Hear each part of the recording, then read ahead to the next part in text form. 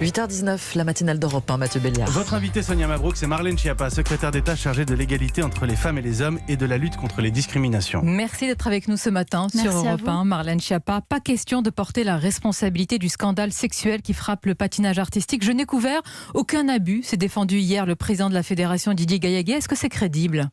Plusieurs choses. D'abord, je crois que c'est pas une question de personne. Et comme dans beaucoup de sujets, je pense qu'il faut revenir au principe avant de parler des personnes.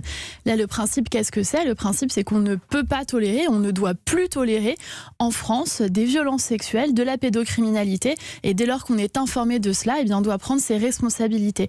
Et deuxième chose, moi, j'ai trouvé un certain nombre de propos tenus par ce monsieur assez indignes, honnêtement, notamment mettant en accusation ma collègue Roxana Maracineanu, qui fait face avec beaucoup de courage au phénomène de la pédocriminalité et des agressions sexuelles dans le monde du sport. Donc je crois qu'elle doit être soutenue et pas blâmée. Il a parlé d'une ministre moralisatrice. Justement, est-ce que là, c'est la morale qui est en train de jouer ? Une enquête administrative a été ouverte et lui plaide pour sa présomption d'innocence. Mais vous savez, c'est marrant comme le terme de morale revient rapidement dans la bouche d'un certain nombre de personnes dès lors qu'on veut lutter contre les violences sexuelles.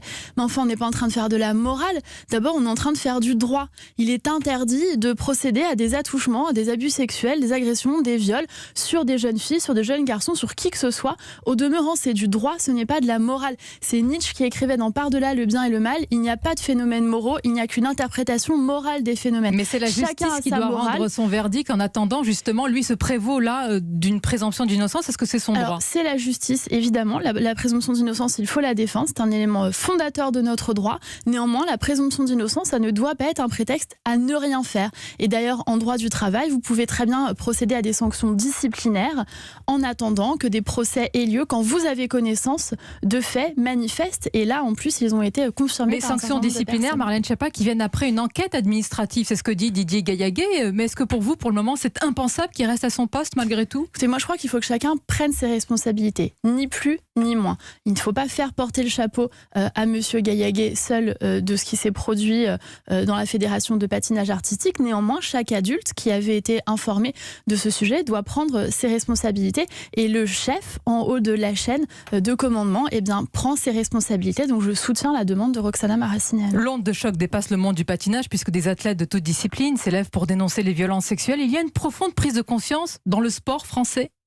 Alors j'espère qu'il y a une prise de conscience dans la société française. Vous savez, il y a quelques mois, avec la sortie du livre de Vanessa Springora, Le consentement, sur Gabriel Matzneff, on a dit maintenant l'édition va prendre conscience des violences sexuelles. Là on dit maintenant le sport prend conscience de ces violences sexuelles. Je voudrais dire que ce n'est pas une question de milieu. Chaque milieu a ses propres codes et dans le sport il y a des particularités. On est en contact avec des jeunes, etc. Il y a des entraîneurs. La question du corps est centrale, de la performance.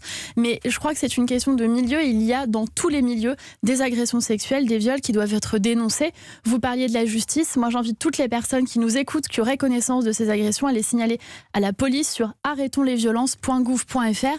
24 heures sur 24, des policiers, des gendarmes formés pour cela peuvent le signaler.